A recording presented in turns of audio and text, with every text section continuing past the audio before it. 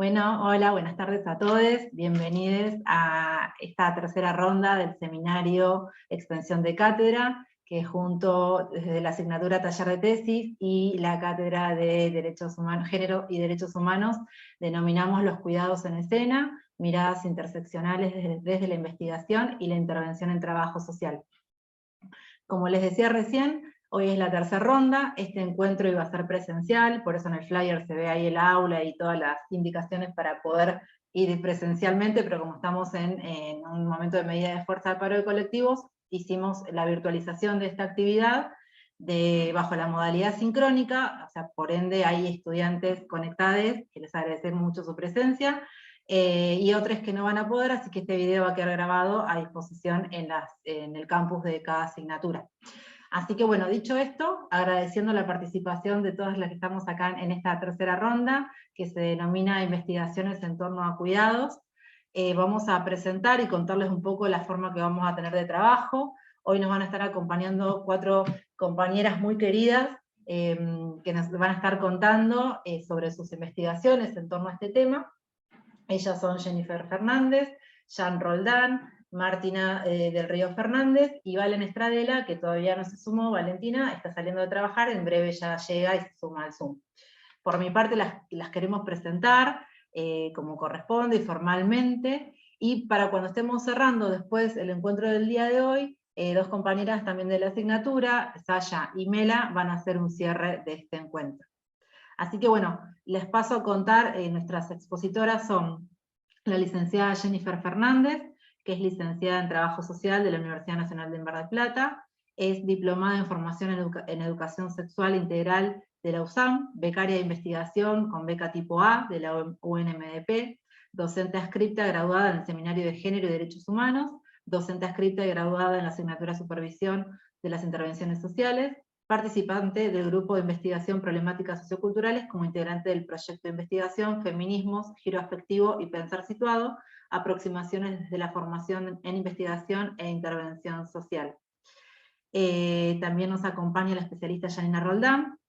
Ella es licenciada en Servicio Social por nuestra universidad, especialista en métodos y técnicas de investigación social por Flaxo, maestranda en la Maestría de Políticas Sociales, ha realizado intercambios en la Universidad Nacional de Córdoba y la Universidad Nacional de Asunción. Actualmente es becaria de investigación tipo A de nuestra universidad, ayudante graduada interina de la asignatura Género y Derechos Humanos, y forma parte del grupo de investigación Problemáticas Socioculturales. También nos acompaña Martina, estudiante Martina del Río Fernández. Ella es estudiante avanzada de la licenciatura en Trabajo Social por nuestra facultad y nuestra universidad, becaria de investigación estudiante avanzada en la Universidad Nacional de Mar del Plata. Su beca de investigación es dirigida por la Magíster María Luz Daúl y la codirección de la especialista Valeria Dalmolín. Su problemática de investigación aborda los procesos de organización política y social en el contexto de pandemia, la experiencia de los comedores comunitarios, en contexto de pandemia de los comités barriales de emergencia. Marti es ayudante estudiante de las asignaturas de Taller de Práctica Integrada nivel 3, Derechos Humanos en Territorio, y del Seminario Curricular Problemáticas Socioculturales. Y finalmente también nos va a acompañar en breve la licenciada Valentina Estradela. Ella es licenciada en Trabajo Social por nuestra facultad, integrante del Grupo de Investigación Problemáticas Socioculturales, ha sido becaria y estudiante avanzada de la UNMDP. Actualmente desarrolla una beca de investigación tipo A de la Universidad Nacional de Mar del Plata, donde aborda los cuidados y crianzas en el campo de la salud, experiencias familiares, institucionales y territoriales en el marco del Plan Integral del Desarrollo Infantil del Partido de General Pueyrredón. Cumple funciones docentes en la asignatura Investigación en Trabajo Social 2. Bueno, compas, un honor y un lujazo tenerlas, así que les doy la palabra a quien quiera comenzar, y dejo de compartir pantalla. Bueno, si quieren arranco. Dale ya. Bien, yo compartí.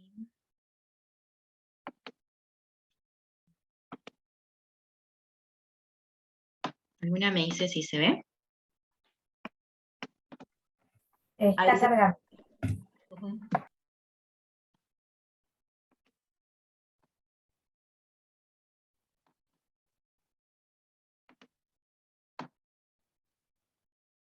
Bien.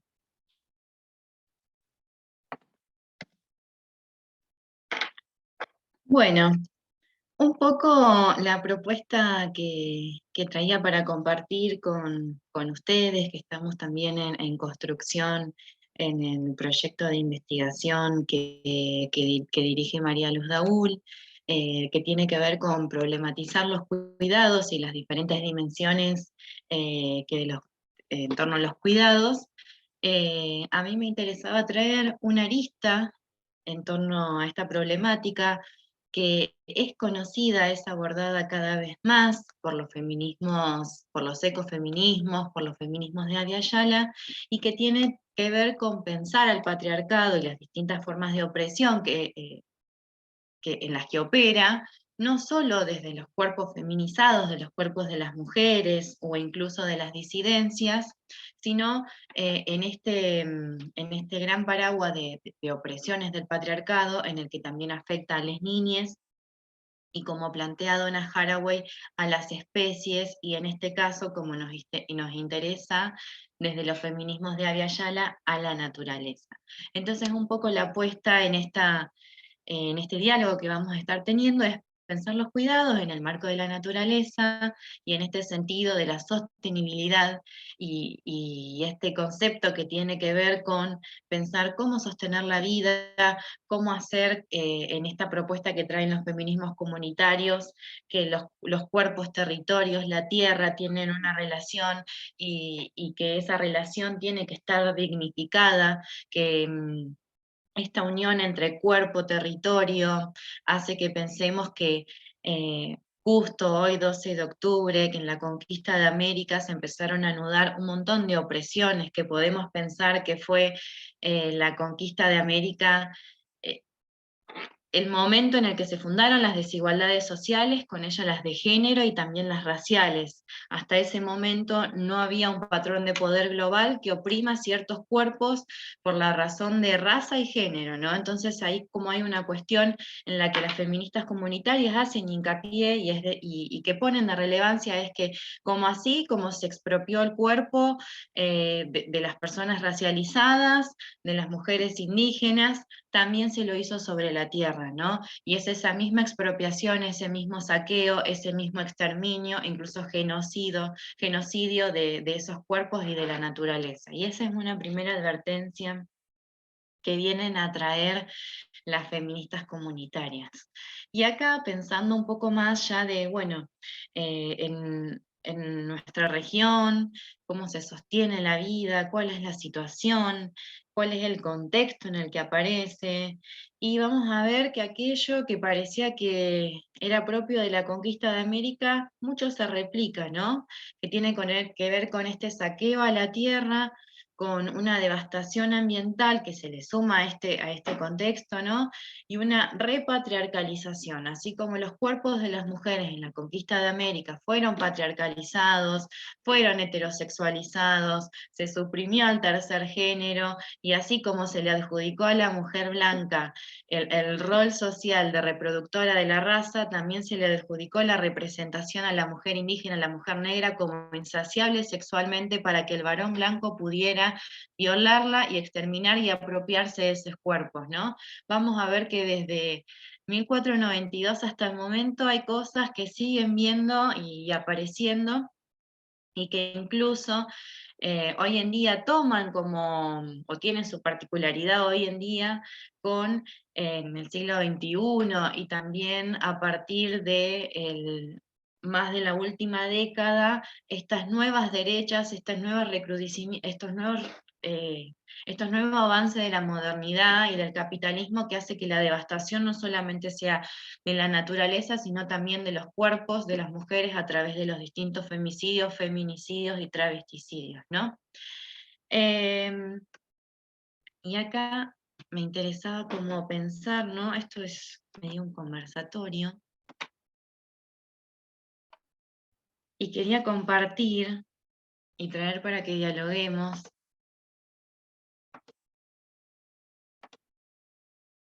un video de Berta Cáceres que dice mucho en torno a este problema de la sostenibilidad de la vida y cómo hacer para garantizar vida en este mundo, que es el único que tenemos, Y en el... Ay, mi gatito está haciendo sonidos. Apareció. Bueno, Rocky, anda para allá. Ahí está. Bueno, voy a compartir, me callo y seguimos dialogando.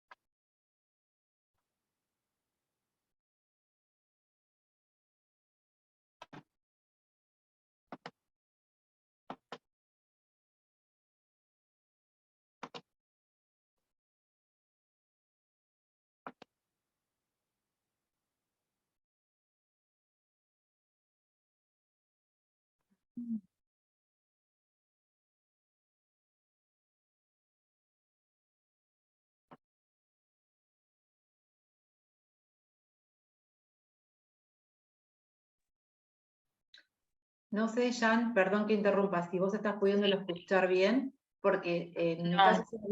listo, listo. No, No me lo está cargando. A ver.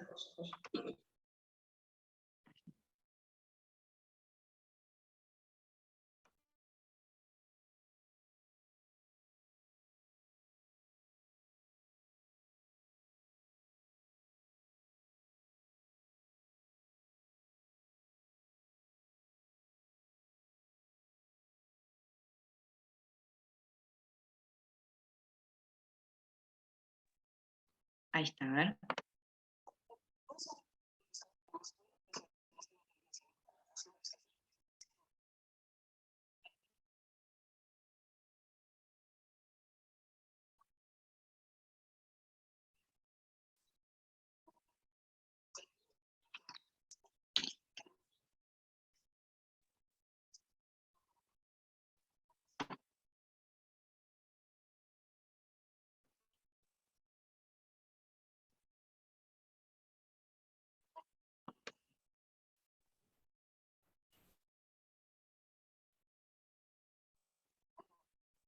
Compas, yo por lo menos no estoy escuchando. Ustedes.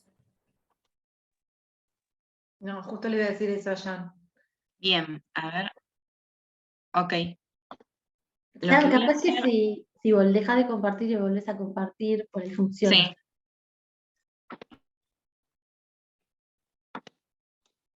Fíjate, Jan, también por las Lo voy a dudas, poner si hay alguna opción que diga compartir con audio o compartir con sonido. A ver, voy a probar ahí.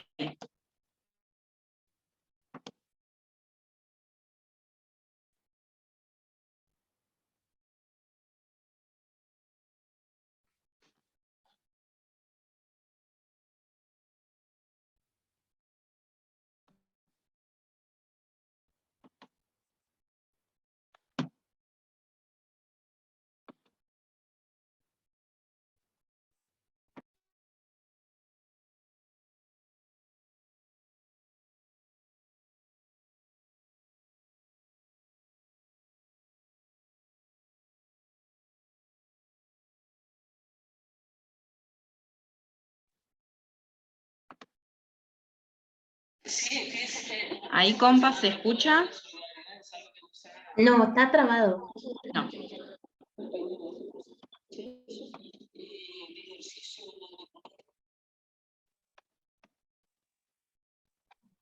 Bueno. Capaz que es un tema también de conexión o algo. Si no, se me ocurre que también podés pasar el link por acá por el chat. Ahí está, ahí lo estás pasando, Joya. Gracias. A ver, ¿quieren que pueda compartir?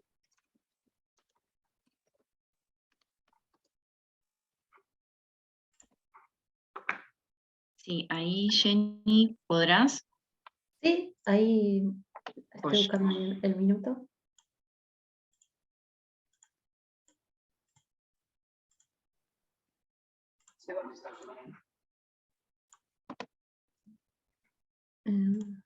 Ahí está.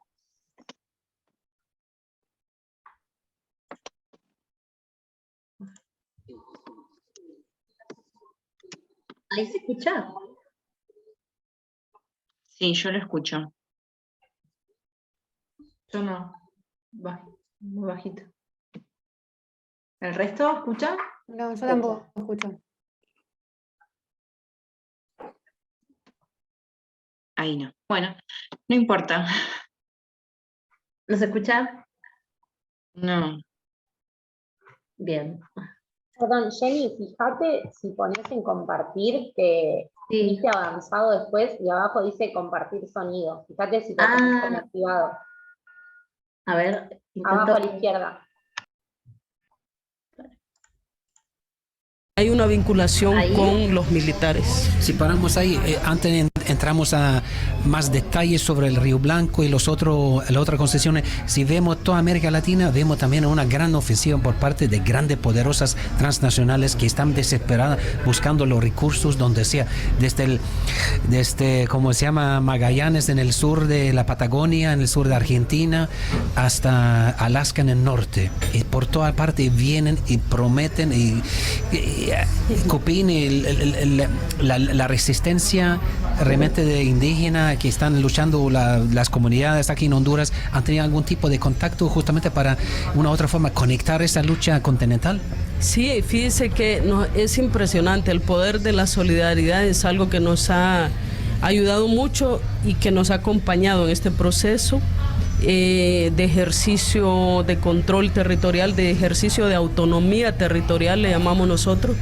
Vean que ellos nos acusan que es usurpación, que es invasión, que es coacción, ¿verdad? Y aquí los invasores son ellos, entonces eso está claro. En todo este movimiento hemos ido construyendo esa solidaridad desde pueblos del sur de Argentina que precisamente hoy van a enfrentar a Sinohydro, allá, ¿verdad? El pueblo mapuche, pueblos campesinos, ¿verdad? Van a enfrentar a Sinohydro, entonces han querido conocer la experiencia del Copín. Hemos hecho contactos y mucho trabajo con organizaciones de Colombia, de México, de Guatemala, bueno, de toda Centroamérica, incluso con indígenas de Canadá, de Estados Unidos, porque están enfrentando lo mismo, pues ahora el capitalismo está en una demencia de acaparar hasta el último bien de la naturaleza, precisamente porque no se va a poder sostener y necesita seguir acabando, comiéndose el planeta.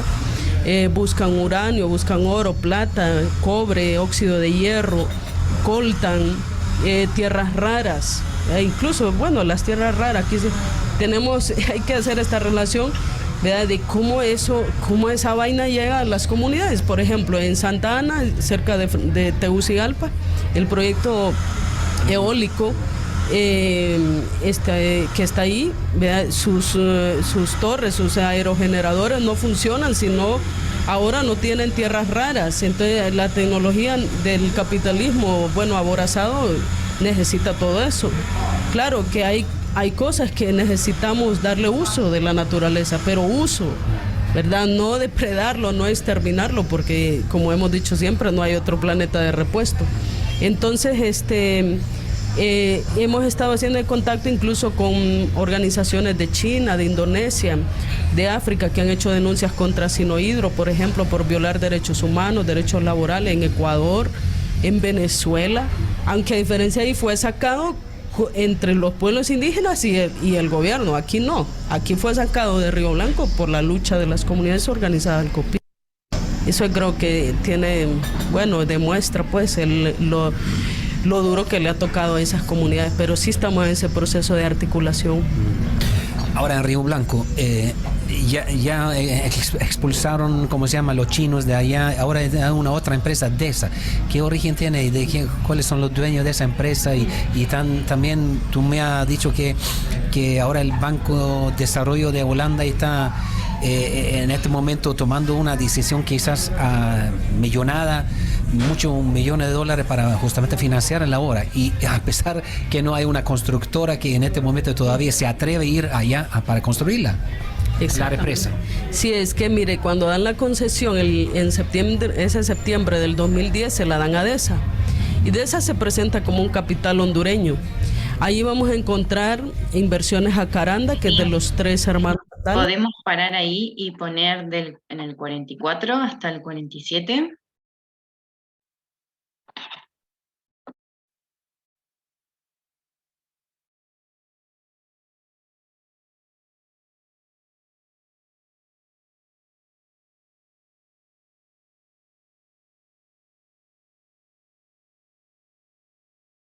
vientos de Yamaranguila, que son transnacionales, Y la otra es la minería, ¿verdad?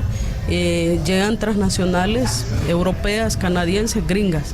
Entonces, yo creo que en Río Blanco hay una situación de la que casi no se habla, es un daño de los que podría ser los más irreparables, que es el daño a la espiritualidad del pueblo lenca, porque el río Hualcarque es un río muy particular para el pueblo lenca, no solo en Río Blanco, para la parte alta que ustedes conocieron en aquel entonces, en San Francisco de Opalaca. Desde la cosmovisión del pueblo lenca, ahí viven los espíritus femeninos, siempre el agua, desde la cosmovisión del pueblo lenca, está relacionada a lo femenino. Y entonces es una agresión al Hualcarque, es una agresión a sus espíritus, pero también hay otros espíritus, ¿verdad? Según las composiciones del agua, de sus lugares, de sus nacimientos. Por supuesto, los empresarios no les importa esto, ¿verdad? Creen que, y nosotros lo vimos en las audiencias cuando las compañeras daban su testimonio, ¿verdad?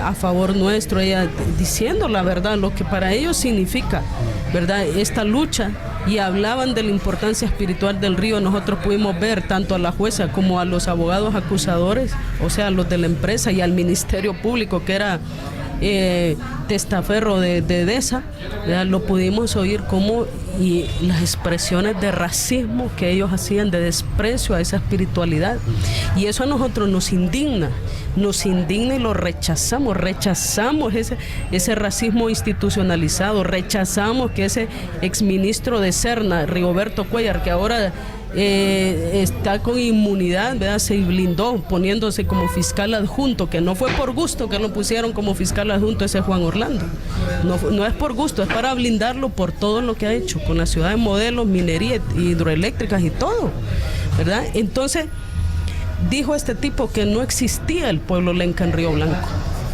Dijo que no existía, que no había un papel que le hiciera constar la existencia del pueblo lenca. Y eso lo fueron a repetir de manera vulgar, indigna, frente a la Comisión Interamericana de Derechos Humanos en estas últimas audiencias. Daba pena, daba vergüenza. Los representantes del Estado diciendo que no era un megaproyecto, que solo eran poquitos megawatts. Entonces ahí mismo él recibió una cátedra de que los daños y los impactos de un proyecto no se miden por la cantidad de megawatts, ¿verdad? En caso de pueblos indígenas es de manera totalmente distinta, ¿verdad? Es si se violan sus derechos colectivos, su autonomía, su espiritualidad, el convenio 169. O sea, dan vergüenza, pero increíblemente esa posición y ese pensamiento despreciable de Rigoberto Cuéllar se ha impuesto, por ejemplo, en el Ministerio Público. Incluso ha querido cerrar hasta la Fiscalía de Pueblos Indígenas. Bueno, ahí ya de las más marginadas. Ahí estamos. Bueno, gracias, Jenny. Bueno, compañeras, sí, somos todas mujeres. Qué justo, ¿no? De ahí las preocupadas en torno al cuidado, y ahora la naturaleza, las defensoras de la vida, cuerpos feminizados. Eran bastantes minutos, pero me parecía como que no podemos hablar de sostener la vida sin pensar en las resistencias feministas y de las cuidadoras de la vida, como lo sostiene Silvia Federici, que siempre han sido las mujeres. No sé si la conocen a Berta Cáceres, pero ella ha sido una militante indígena del pueblo lenca, del Río Blanco, se la conoce como la Defensoras de los Ríos, y en ese mismo video, al comienzo, ella cuenta que en ese momento está amenazada de muerte y que además tiene orden de captura por supuesta portación de armas, ¿no? Una causa armada, según ella. Y que un año después de ese video, cuando ella cuenta ahí en el video que tenía sicarios contratados para matarla, un año después es asesinada efectivamente, ¿no? Entonces me parecía que un poco el caso de Berta Cáceres puede unir dos dimensiones para pensar los cuidados en torno a la naturaleza y la sostenibilidad, que tiene que ver una con el extractivismo del capital, y de pensar hoy en día el capitalismo y el racismo y el patriarcado, cuál es la vida que está sosteniendo, y en este caso desde otros organismos, de los grandes poderes económicos, es la vida del capital, y cómo la resistencia feminista y la resistencia de Abya Yala está pensando la vida como en el centro, ¿no? Lo que une, lo que nos une es pensar la vida, un buen vivir, una vida donde dignificar nuestros cuerpos, nuestro territorio, y que estos cuerpos también siempre merecen una tierra, un territorio donde vivir dignamente. Esa era la apuesta a traer a Berta Cáceres, y también me quedo pensando en el discurso de ella cuando dice, sí, los recursos existen, pero es para un uso, no un saqueo. Un saqueo permite el exterminio, es una política de la muerte. En términos Foucaultianos, una necropolítica, ¿no? Ese saqueo de la naturaleza lleva al exterminio de los pueblos. Y no solo en términos de que los desterritorializa y los saca de sus propios territorios, sino una muerte de los pueblos en términos de su espiritualidad. Y esta es otra dimensión que ha sido bastardeada e incluso no tenida en cuenta, lo espiritual, ¿no? Lo que puede significar para alguien es materia prima, y para otra persona es lo sagrado. Es ahí donde yo pongo la vida, en donde yo tengo mi fe, en lo que yo creo, en donde yo soy, también es ese río, ¿no? Y acá pensando en el trabajo social, en los cuidados de la naturaleza y en las responsabilidades, ¿qué hacemos con estas cosmovisiones que nos plantean que incluso los dioses y las diosas, les dioses, tienen derecho? Porque el agua no solo se defiende porque es un recurso humano de la vida, sino porque es sagrado, porque ahí hay un dios, ahí hay una naturaleza, una pachamama a quien defender, ¿no? Entonces ahí también nos ponen en un lugar de tensión con todos esos derechos liberales que nos excluyen y que nos van marcando decisiones. Por eso también me parecía que era súper interesante la voz de Berta, esa gran voz, esa gran potencia, esa gran lucha, ese cuerpo que hoy no está, ese cuerpo que también se anuda a la colonialidad del género y de poder desde 1492 hasta el 2016, que sigue exterminando los cuerpos que resisten, los cuerpos que se resisten a la imposición colonial, a la imposición de género, al extractivismo, a la vida del capital, y proponen la vida comunitaria, la vida de todos, ¿no? Me quedo pensando también ahí y en este desafío que tenemos como cuidadoras de la vida, en la articulación, y también pienso en que estuve en el encuentro plurinacional de mujeres y disidencias, y las luchas mapuches, y cómo hoy en día también siguen siendo perseguidas, y aunque veamos esfuerzo, no sé, por ejemplo, de Alberto Fernández, sentándose con las representantes políticos mapuches, hay un montón de otros discursos que hoy en día son racistas, que permean, que tienen que ver con regímenes que lo que intentan imponer es una supremacía blanca. Hoy en día, en el siglo XXI, seguimos hablando de estas cuestiones de opresión, ¿no? Entonces me parecía que era súper vivo el discurso de Berta Cáceres ante la muerte, la política de la muerte, que no solo intenta deslegitimar los discursos de la naturaleza, sino que incluso hasta exterminan los cuerpos de las mujeres, como puede ser el caso de Berta Cáceres o el de Mariel Franco en Brasil, ¿no?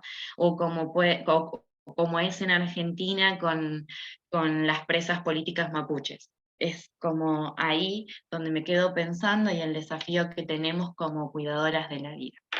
Eso es lo que tenía para compartirles. Perdón que me extendí un poquito, pero la tecnología. Gracias. Muchas gracias, Jan. Muy hermoso lo que trajiste, gracias por recuperar ahí esta entrevista y toda esa crudeza, pero esa verdad, y recuperar y reponer a la defensa de la vida, la naturaleza, lo espiritual y lo ancestral. Así que muchísimas gracias. Ahora, si quieren, vamos compartiendo, por ahí, si quedan reflexiones, comentarios, alguna pregunta, los retomamos después, porque seguramente los hay y estaría muy bueno que podamos hacer la ronda así.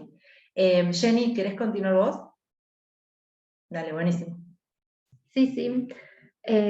Bueno, buenas a todas, todos, ¿cómo están?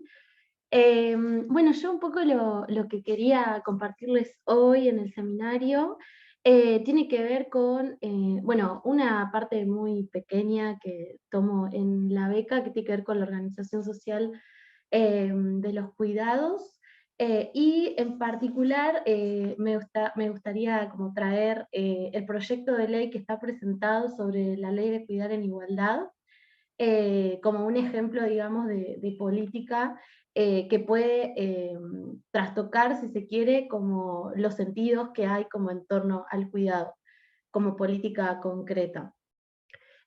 Bueno, y capaz que esto ya a lo largo de los otros encuentros, como seguramente también lo estuvieron hablando, esto de pensar como que siempre en algún momento de la vida, en algunos más o en otros momentos menos, siempre como vamos a necesitar ser cuidados, digamos.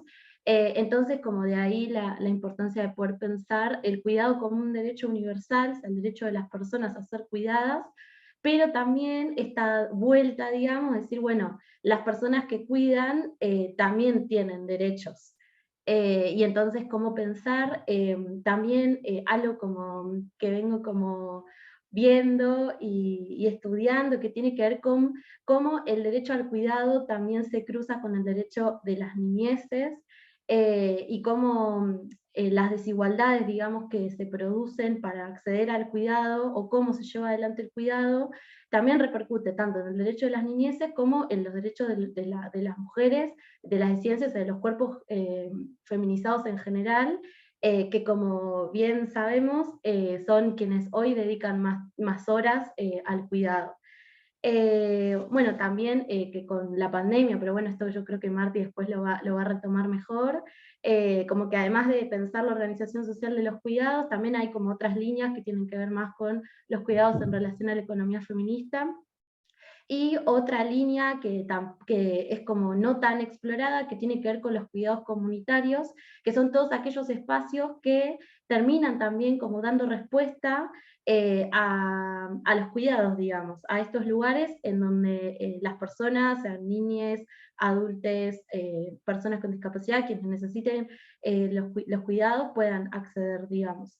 Y bueno, también con la creación del Ministerio de Mujeres, bueno, como que es un tema que está como muy en boga y muy en debate, y podemos seguramente charlar mucho de eso al respecto, pero sabemos que si pensamos como en una idea hegemónica de, bueno, ¿quiénes son quienes cuidan hoy? Pensamos que el cuidado se estructura en una idea de familia nuclear, o sea, de madre, padre y hijos, en donde este varón es el que sale a trabajar y la mujer es la que se queda en la casa cuidando, y bueno, como cumpliendo sus tareas ahí, pero no ligadas, digamos, al trabajo, sino como al mero hecho de, por ser mujer y ser madre, tener que cuidar. Ni hablar de que estamos hablando de un modelo de familia heterosexual, después vamos a ver que tenemos otros problemas cuando este modelo de familia no es el modelo que llega, digamos, a las distintas instituciones. Y bueno, sabemos que en relación, o sea, que ha habido distintos cambios culturales, cambios sociales, políticos, económicos, que el ingreso de las mujeres y los pueblos feminizados al mercado laboral tiene que ver sobre todo en nuestro país con la gran crisis, bueno, lo de un modelo neoliberal, digamos, de los 90, el estallido de la crisis del 2001, en donde las mujeres, más que por esta idea del empoderamiento, tienen que salir al mercado de trabajo, porque básicamente no había empleo, tenían que darle de comer a sus hijos, como esa dinámica particular que podemos hablar de, digamos, en nuestro país.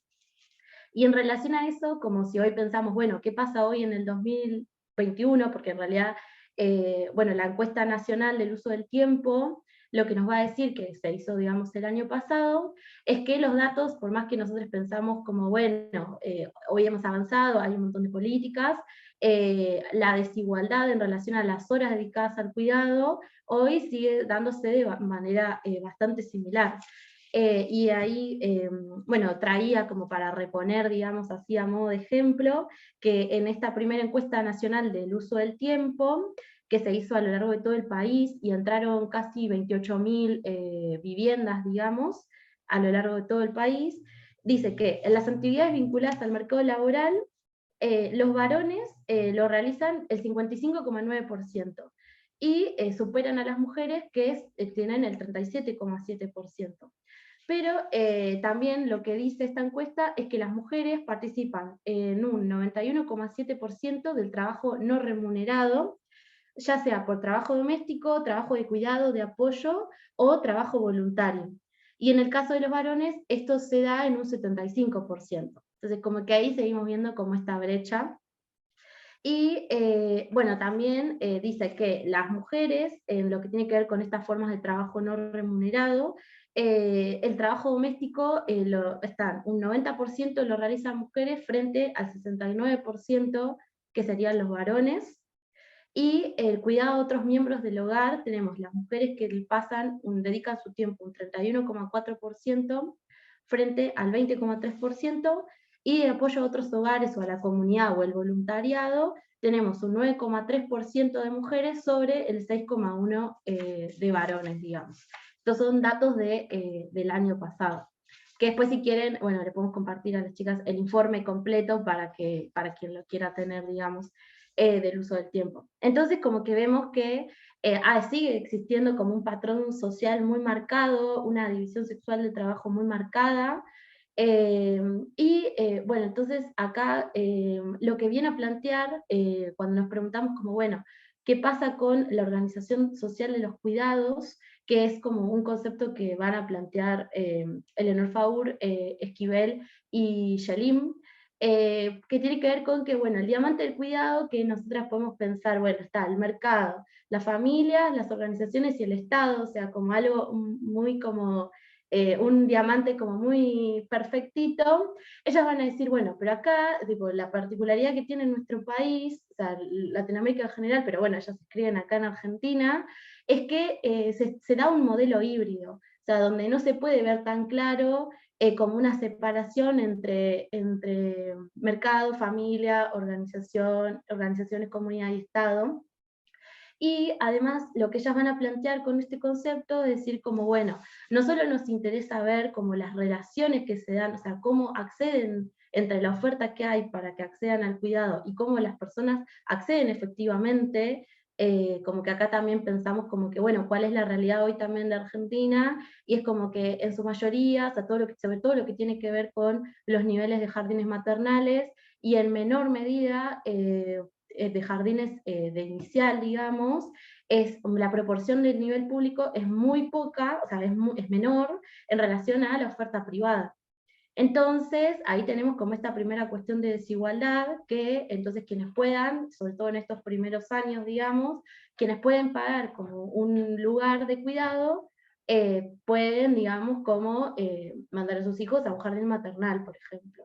Y es más difícil como acceder al sector público. Y entonces ahí como, bueno, también como podemos ver cómo después estos espacios de cuidados comunitarios también surgen como para dar como respuesta a esa falta de oferta que hoy por hoy seguimos teniendo, digamos, en nuestro país. Y entonces como este concepto, digamos, lo que nos permite, entonces es no solo ver lo macro, sino también ver lo micro, de ver, por un lado, la desigualdad socioeconómica que implica esta situación, pero también la desigualdad de género, porque también pensando de, bueno, ¿qué hacemos entonces con estos niños en este caso? Y muchas veces son quienes o se reparten las tareas dentro del cuidado del hogar, y entonces en su mayoría son cuerpos feminizados quienes cuidan a estos niños, o una vecina, o bueno, alguna red que podamos tener ahí, o en el caso de que pues, se pueda acceder, digamos, una niñera, pero como que esto se sigue como repitiendo, decir como, bueno, ¿quiénes son los cuerpos que hoy están cuidando? Entonces, como para poder como pensar un poco en relación a esto, y también como algo interesante para pensar, es que, sobre todo acá, como desde el trabajo social, de cómo las políticas sociales, que esto también lo va a plantear Faur, estén dirigidas o no directamente a pensar una cuestión de cuidado, van a incidir en cómo se piensa el cuidado en una sociedad. Y acá van a plantear como en ejemplos lo que tiene que ver con los regímenes laborales, o sea, las licencias dentro de los regímenes laborales, bueno, todo lo que tiene que ver con la legislación en educación, y en particular lo que es los jardines maternales iniciales, bueno, entonces, como lo importante para pensar es eso, que estemos pensando o no, tienen una incidencia, digamos, directa en la concepción del cuidado. Y en este caso, por eso yo había pensado como, bueno, para traer un ejemplo concreto, a ver si puedo compartir pantalla, en la ley de cuidar en igualdad, el proyecto de ley, hay un cuadrito que muestra, digamos, los cambios que se producirían en el momento, digamos, que esta ley se debata o se sancione en el Congreso, en relación a lo que son las licencias, que hoy, como bien saben, también, más allá de que el Código Civil y tenemos como leyes que avanzaron en relación a las múltiples identidades, las múltiples formas de familia, hoy, por ejemplo, bueno, ni hablar de que estamos hablando de un empleo en relación de dependencia, con una situación laboral estable, digamos, donde podemos hablar de licencias por maternidad y licencias por paternidad. Entonces, ahí también como que hay una alerta y una pregunta de, bueno, pero ¿qué pasa si tenemos, o sea, si no hay, tipo, o hay dos padres, o hay dos madres, o otras configuraciones familiares en donde no se da de madre y padre, pues un abuelo, una tía, lo que sea? Entonces, ¿qué pasa? Y entonces, ahí estoy por compartir. Me parece interesante como poder ver ese cuadro, y cómo incluso en esto que estamos hablando de las licencias, seguimos como tiene un modelo de cuidado por detrás, porque estamos dándole más tiempo o más días a la mujer, digamos, en este caso, madre, y al varón, como ahora, ahí comparto, vamos a ver, tiene solamente 2 días. Ahí avísame si se ven. No sé. Ahí se compartían. Sí, Jenny, se ve bien. Genial, gracias allí. Bueno, ven, y acá el cambio, digamos, que se produce también en cómo nombramos, digamos. Entonces acá ya directamente estamos hablando de personas gestantes, porque también sabemos que no solo las mujeres son quienes pueden gestar, sino que también tenemos otras identidades que tienen capacidad, digamos, de poder tener hijos si lo desean, y de licencias para no gestantes. Y acá, como decía antes, hoy hablamos de licencia de maternidad y licencia por paternidad, en donde la damos, también hay como, bueno, licencias por paternidad que tienen como, o sea, cómo conjugar también estos roles, de cómo hay que tener que conjugar como la situación del cuidado familiar y del empleo. Ahí también estamos incidiendo en cómo pensar un cuidado, porque si le estamos dando más días, que también cómo pensamos el vínculo de ese padre, digamos, en este caso, con su bebé, digamos.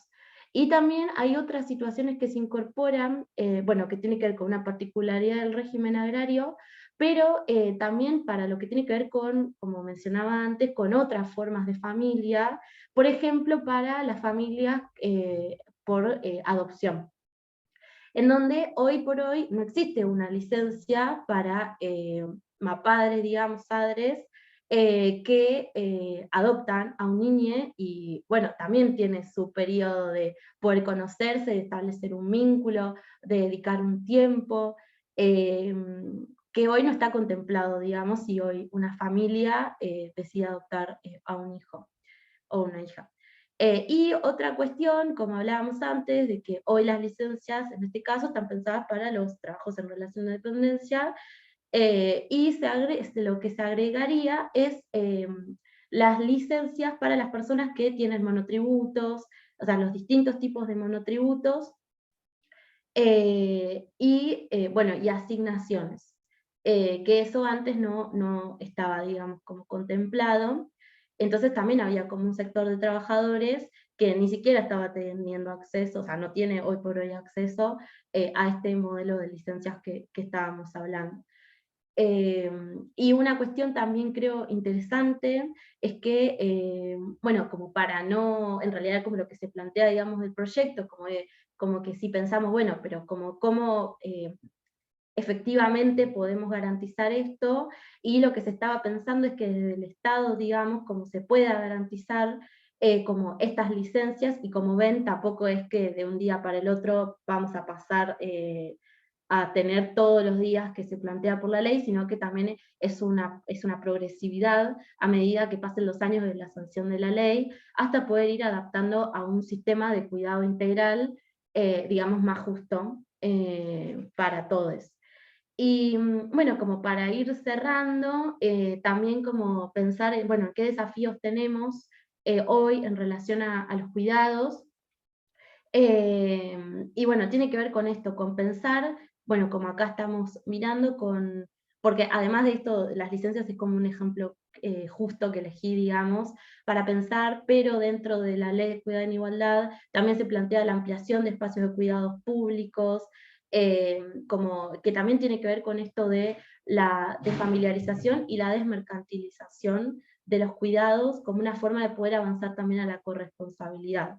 Es decir, que cuidar, o sea, cuidamos todos, pero no en las mismas condiciones de igualdad, y para eso necesitamos que del Estado se amplíen los espacios de cuidado, digamos, de forma pública, de forma gratuita, y también o sea, como que es necesario como avanzar en un cambio cultural de poder decir de esto que tiene que ver con la desfamiliarización. Es decir, como poder como cambiar un poco esa idea de decir, bueno, la familia y en esto de pensar la familia, sabemos que estamos hablando de las mujeres y de las madres, son las que mejores cuidan, nadie lo va a cuidar como la madre.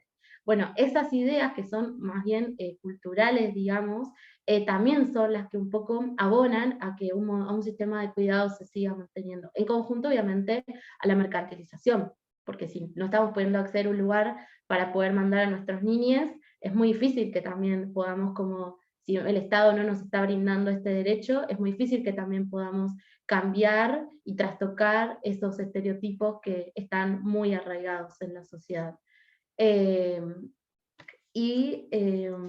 Bueno, creo que eso es como toda la síntesis, y gracias.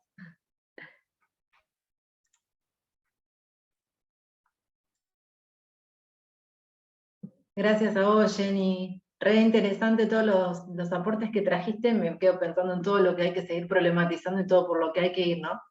Desde el trabajo social y desde nuestros lugares ahí. Muchas gracias, estuvo muy, muy interesante. Marti, Valen creo que no llegó todavía, no sé, no la vi, que se haya sumado. No, Tami, recién estuve hablando y estaba llegando a la casa, así que Bueno, tranqui. ya está bien. Bueno, Marti, Voy arrancando. Bueno, primero agradecerles esta posibilidad de compartir también los avances que tengo en lo que es mi beca de investigación, que también se configura como mi tesis de grado, así que primero agradecerles al Seminario de Género y de Derechos Humanos y al taller de tesis por estos espacios y por la visibilización, ¿no? de una temática que está en auge, pero que hay que seguir construyendo y deconstruyendo en torno a este tema. Bueno, yo lo que traje, tengo acá el machete, como decía Tami, lo que voy a compartir tiene que ver con mi proceso de beca, que se denomina Proceso de Organización Política y Social en Contexto de Pandemia, un análisis de los comités barriales de emergencia en el partido de General Pueyrredón. Marti, hay un ruidito, no sé si me escuchas, hay un ruidito de fondo, creo que es de tu micro, o de ahí. Ahí se escucha mejor, si no entro desde el celu. Sí, ahí se escucha. Bien, joya. Bien, bueno, si bien mi tesis engloba y mi beca, lo más macro de lo que fueron el proceso de los comités barriales de emergencia, uno de los objetivos específicos tiene que ver con analizar el lugar y las tareas que asumen las mujeres e identidades feminizadas en estos espacios, ¿no?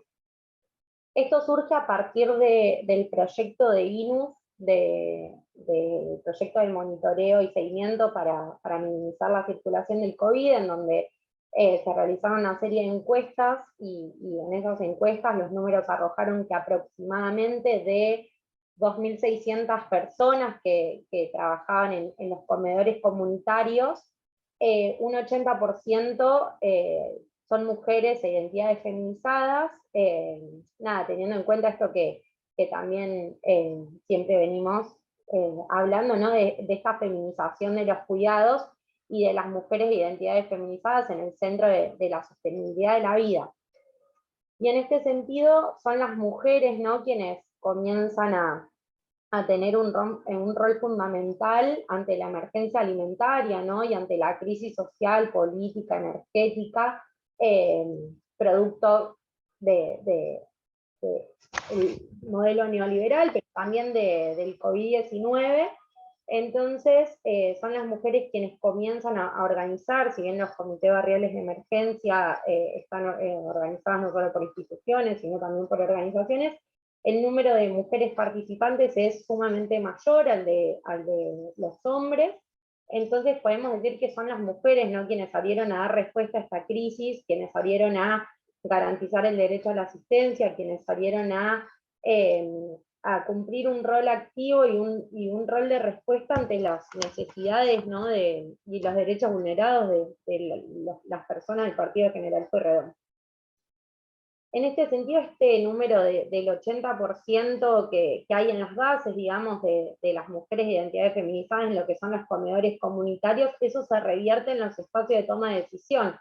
Ese 80-20 en la coordinación general se revierte por un 80% de varones y un 20% de mujeres, ¿no?, que son los espacios de disputa, los espacios de poder, digamos. Entonces creo que también eso no es casual, sino que tiene que ver con esta cuestión de los cuidados estructurados, ¿no?, y determinados para un género específico. La mujer, identidades feminizadas, como decía Jenny, son las que mejores cuidan, entonces tienen que ser quienes se encargan de los comedores comunitarios. Asimismo, las mujeres no solo estuvieron, digamos, en la primera línea en lo que son los comedores, sino también estuvieron arriesgando su vida y poniendo en riesgo también su salud a partir de los programas como por ejemplo el Detectar o el Cuidar, en donde fueron ellas quienes acompañaron a los vecinos y vecinas que estaban aislados por COVID o que tenían COVID-19, repensando estrategias, ¿no?, desde la propia práctica que traían hoy las chicas del taller de práctica, ¿no?, que fueron las cuidadoras comunitarias quienes comenzaron a pensar estrategias otras para dar respuesta en un contexto de aislamiento, en un contexto que había que tener cuidados extremos, y que lo comunitario también se dificultaba, ¿no?, porque digamos, nos hablaban de quedarse en una casa, de no tener contacto con otros, pero fueron las cuidadoras quienes repensaron también otras formas de poder garantizar los derechos en este contexto. Lo que traíamos también tiene que ver con los cuidados y esta feminización y los cuidados ligados a la familiarización, ¿no? El cuidado ligado a lo que es lo doméstico, a lo privado, a la casa, pero lo barrial tiene que ver también con otro territorio, digamos, con otro espacio de disputa en donde los cuidados comunitarios se instalan, y son proveídos a partir de lo que son las organizaciones sociales como respuesta a la falta de oferta que hay de dispositivos de cuidado, no solo estatales para primera infancia, como decía Jenny, sino también para tercera edad, para los adultos, los jóvenes. Entonces son las organizaciones sociales quienes salen a poner el parche ante las falencias del Estado y del mercado en estas cuestiones. Bueno, como decía, los cuidados en la pandemia, esto se visibiliza un montón y se instauran en lo que es digamos, se ponen en escena como asunto público y como acto político también, ¿no? Dejan de estar ligados solamente a lo que es la casa y el hogar, y tiene que ver con la cuestión más comunitaria. Y esto en los comités barriales de emergencia se puede observar claramente. Otra de las cositas que tenía acá anotadas, que tiene que ver con lo que escribieron en un capítulo Manu Fonseca, Tami, Pau, no me acuerdo qué, Palo y Orne, que tiene que ver con los cuidados en los comités barriales de emergencia, que no tenían que ver solamente con la cuestión alimentaria, con la vestimenta, con el cuidado de las niñeces, sino también que fueron las mujeres y las identidades feminizadas quienes ocupaban un rol central en la articulación entre el Estado y las poblaciones, ¿no? Teniendo en cuenta que se encargaban también de la gestión de trámites, de la gestión de subsidios.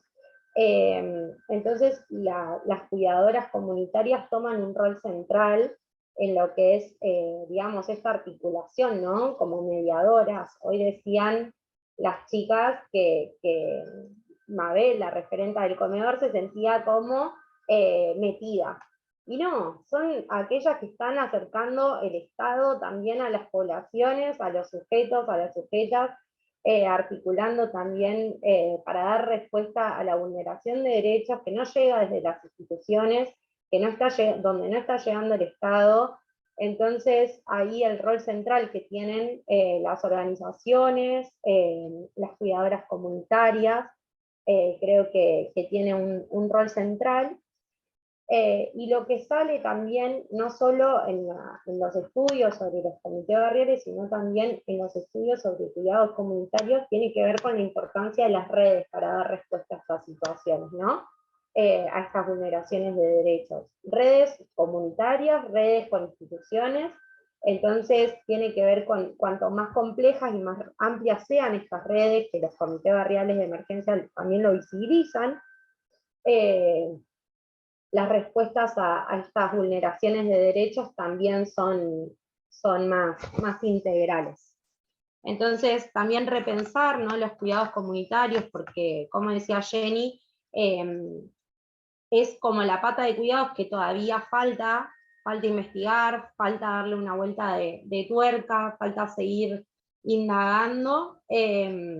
Nada, creo que pone en visibilización no solo una problemática, sino también las estrategias que están teniendo los sectores populares para dar respuesta a la vulneración de derechos. Así que, bueno, nada, eso traía para compartirles. Gracias, Marti. Gracias también por recuperar ese capítulo de ese libro de los comités barriales de emergencia. Que el otro día, creo que lo mencionábamos en el otro encuentro, la primera ronda de este seminario, que es los comités barriales, por lo menos en ese momento estaban Paula Danel y Juan David, que no son de Mar del Plata. Bueno, les contábamos un poco ahí con Gaby Rimoli sobre los comités barriales, y cuánto nos enseñan, y cuánto en relación a los cuidados aprendimos a partir de ahí, de los cuidados comunitarios, y de cosas que a partir de la pandemia también creo que llegaron para quedarse y para seguir problematizando.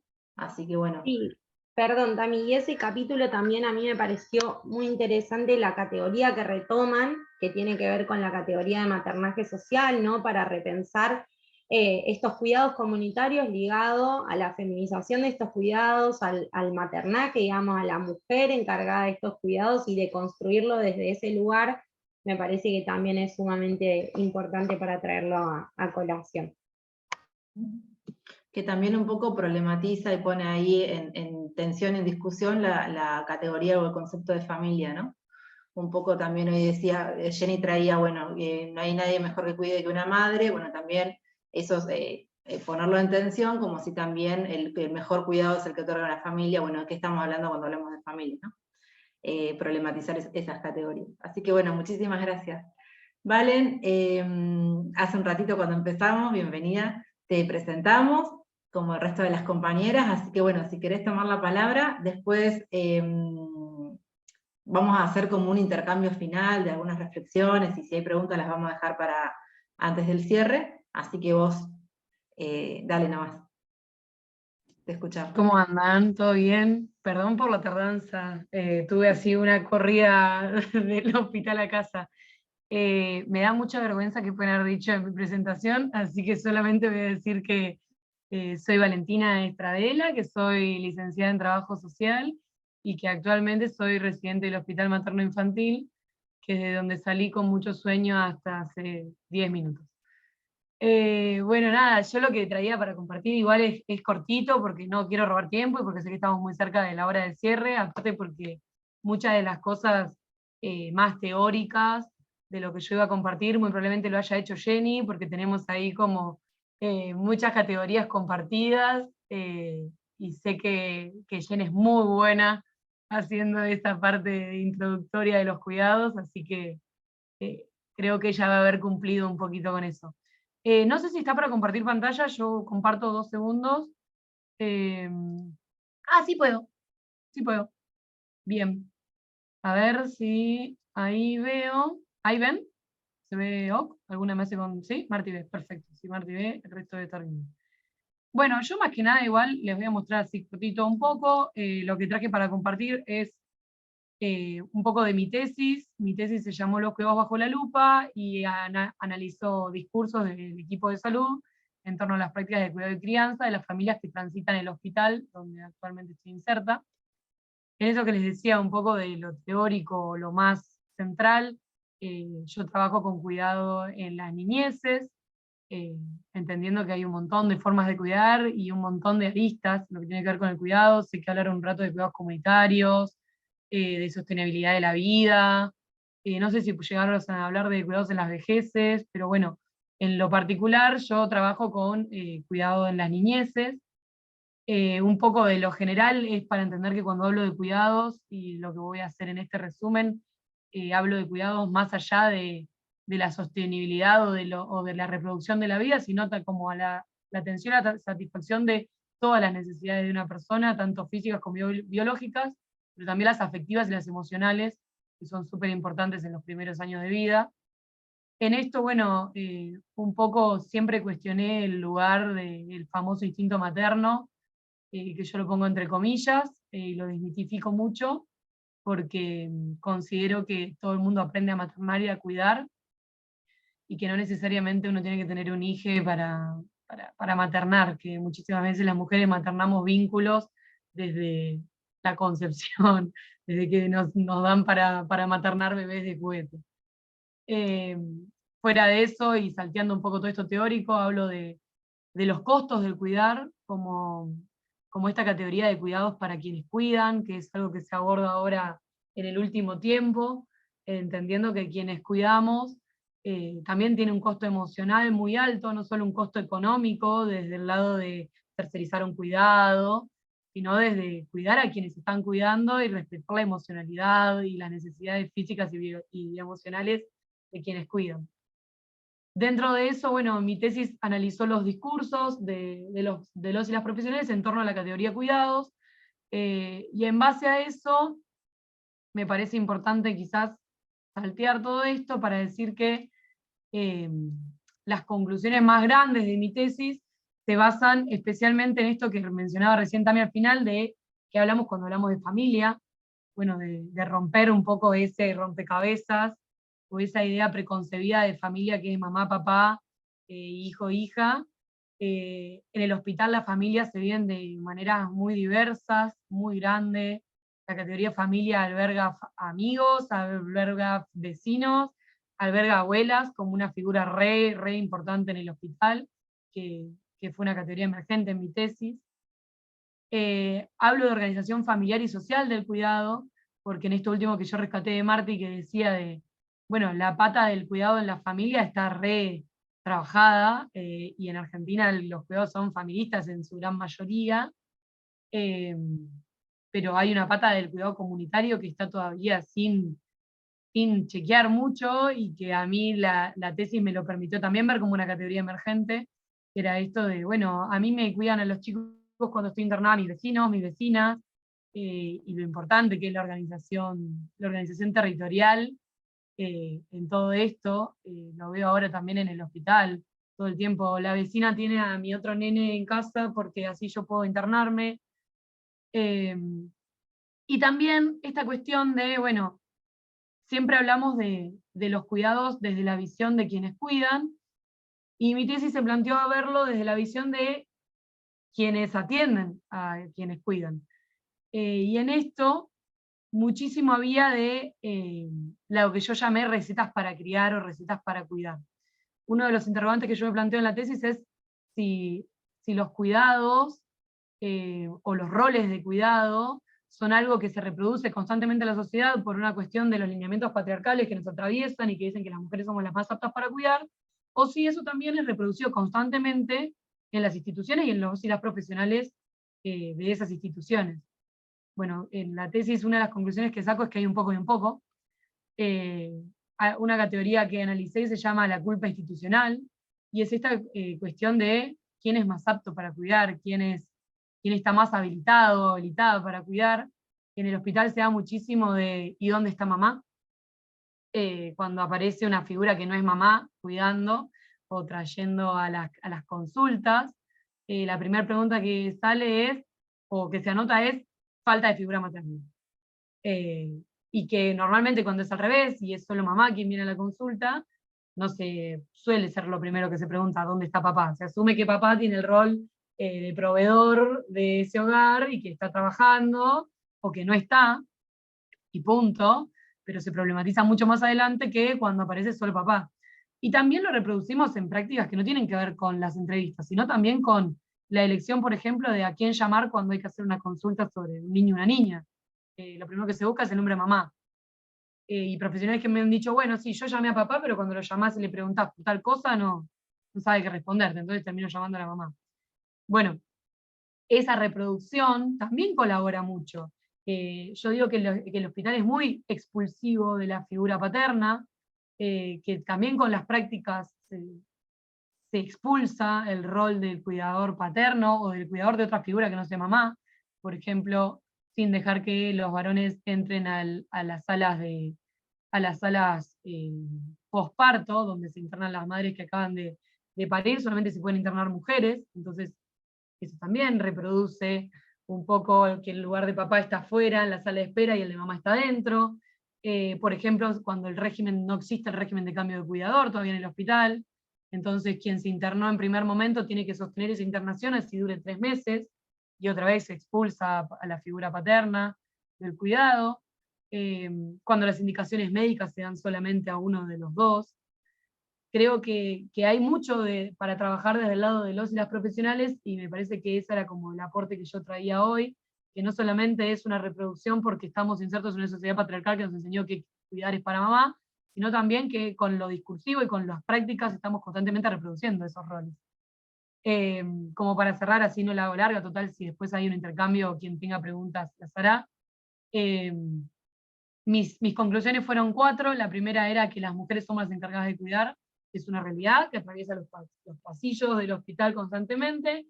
Esto de dónde está mamá es algo re repetitivo, pero también que hay otras formas de paternar que son nuevas, que los padres están recuperando esos espacios, y que también hay profesionales que dan y que habilitan ese lugar.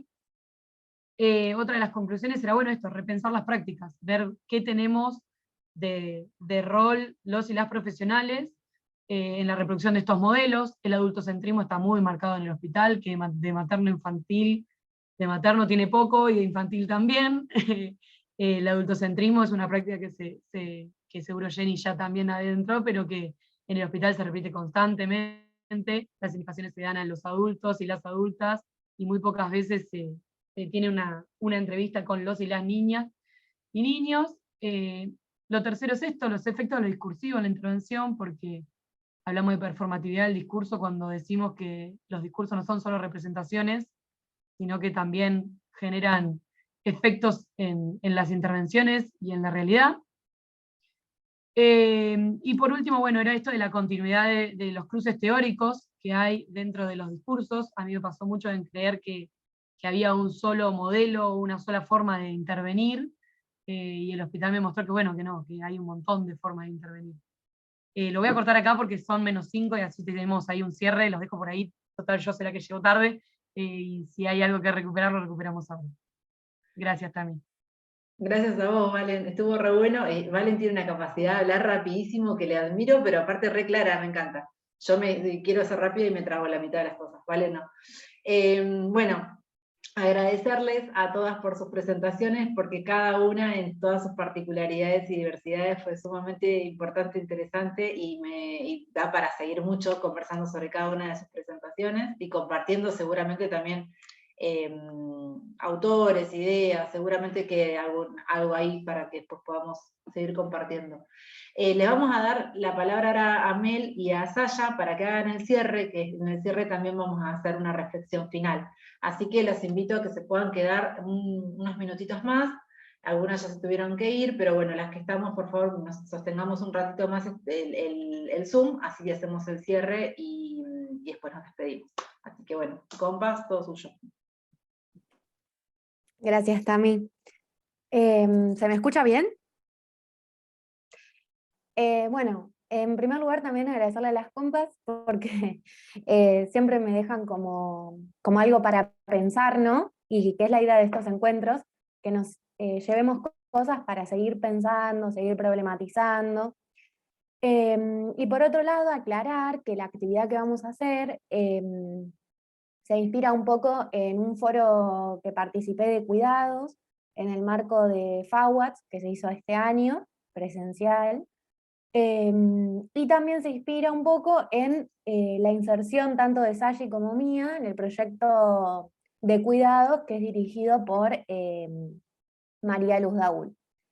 En este sentido, con la actividad o el objetivo de la actividad que nos proponemos es comenzar a pensar los cuidados en relación a la identidad profesional y al mismo tiempo colocarnos como sujetas que cuidan, pero que también somos sujetas cuidadas, ¿no? De alguna forma. Entonces, bueno, para no hacerla un poco más larga y dejar como espacio para la reflexión, dejo que Sayi les cuente un poco cómo estructuramos la actividad y de qué se trata. Gracias, Mel.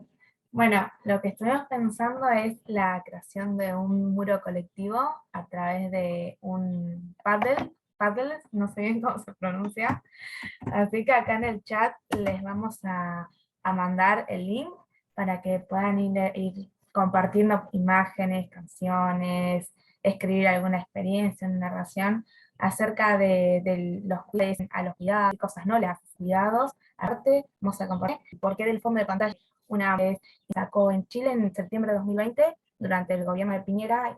Estamos todavía en contexto de pandemia, originarios en reivindicaciones en derechos, y nos pareció con él traer esta imagen a colación por ahí un poco con lo que dijo Jana al principio, ¿no? Para recuperar esta noción de los cuidados de una posición más colectiva y social, y también, bueno, trayendo lo que está pasando en nuestro país hace unas semanas con la detención de 7 mujeres de la comunidad mapuche y de sus niñas, ¿no? Que es una situación que todavía estamos siguiendo, sabemos que quedaron en Bariloche, traerlas para traer esta mención, y porque, bueno, como también estamos diciendo acá, hablamos de los cuidados, de la de la vida, entonces, bueno, para no dejar de mencionar esto, así que, si les parece.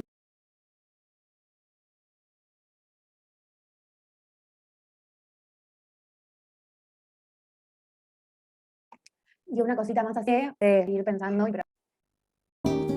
Si cantando puedo volverte a encontrar,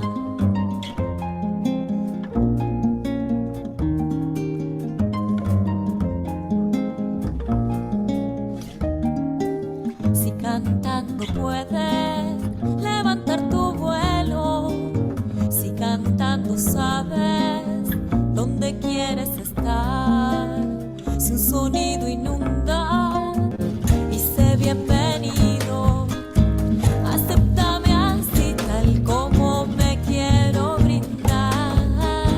Si cantando miras y el mirar es bueno, vámonos cantando y el camino sonreirá.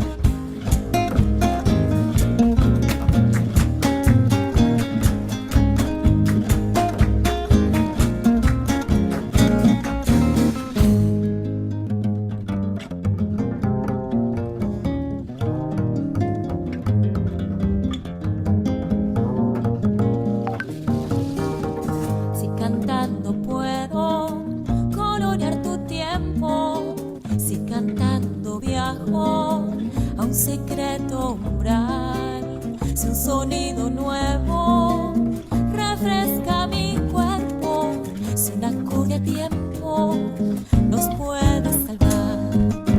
Acércate al tiempo, dice bienvenido, acéptame así tal como me quiero brindar.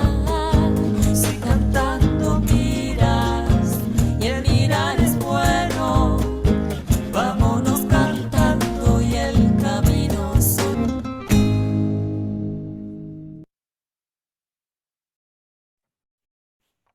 Bueno, ahora voy a compartir el Padre para ver lo que fue surgiendo de acá. Así que puedo entrar.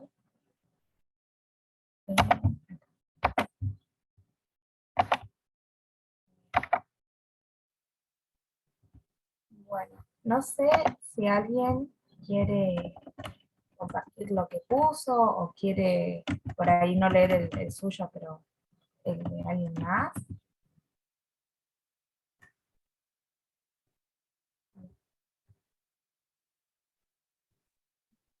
Hermoso quedó. Después nos lo van a compartir también para que circule.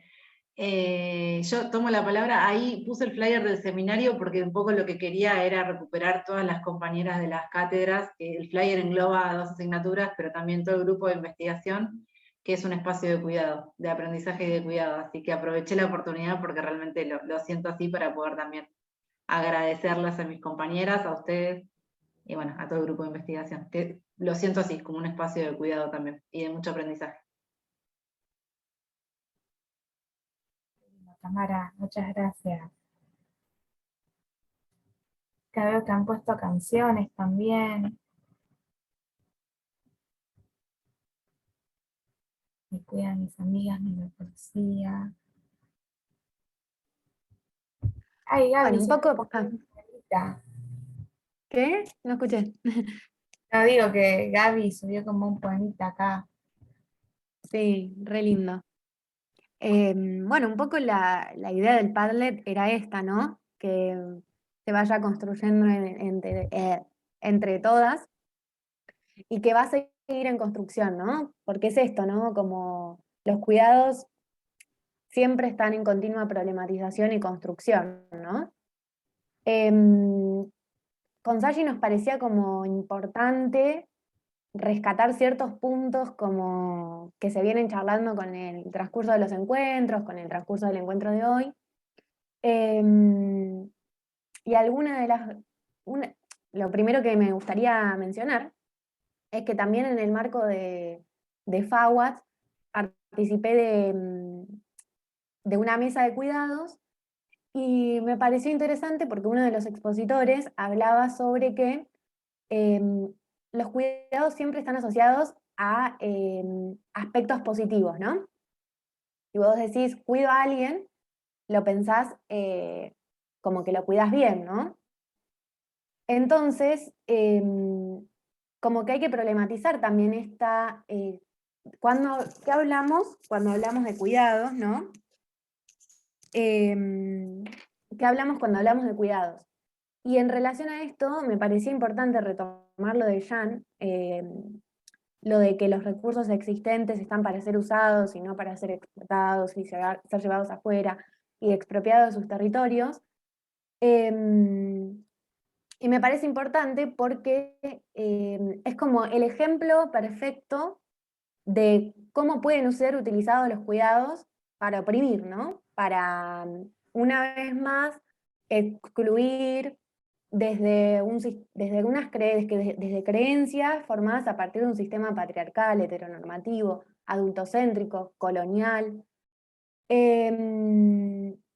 Por un lado eso, por otro lado también compartirles con Sashi como la necesidad que tenemos hoy de pensarnos como sujetas que cuidan y que nos cuidan, y que eso puede ser realmente enriquecedor para nuestras intervenciones profesionales, y que no es casualidad. Hoy hablábamos con Sashi en una reunión, decimos, bueno, no es casualidad que el trabajo social sea asociado, sea una profesión asociada a los cuidados y que, oh casualidad, somos el mayor porcentaje de mujeres, ¿no? O como dijo Jan, que hoy somos mujeres las que están en una videollamada sobre cuidados, ¿no?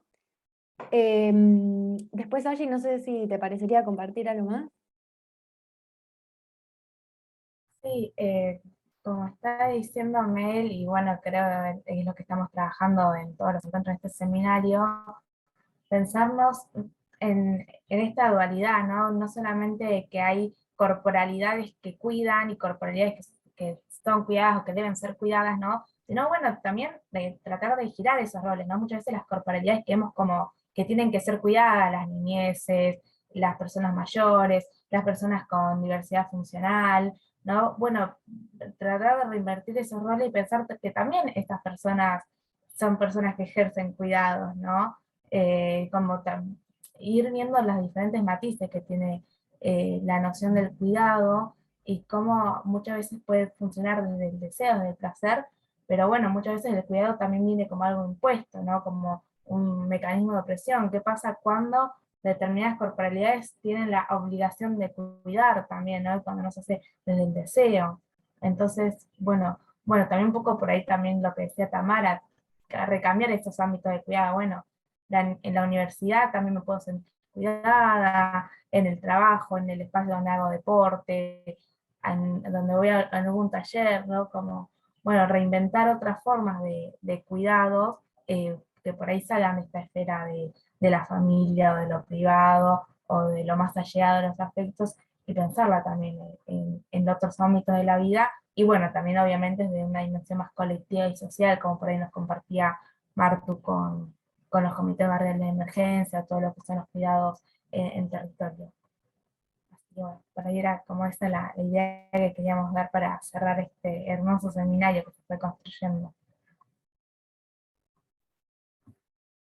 Y obviamente dejar abierto el Padlet que va a quedar por si alguien más lo quiere chusmear, seguir viéndolo o sumar. Perfecto. Bueno, gracias, muchas gracias. El cierre súper lindo, además nos ayudó a recuperar lo que estuvimos trabajando, así que muchísimas gracias, compas, por haberlo preparado tan amorosamente. Ahí están agradeciendo también las compas que estuvieron presentes.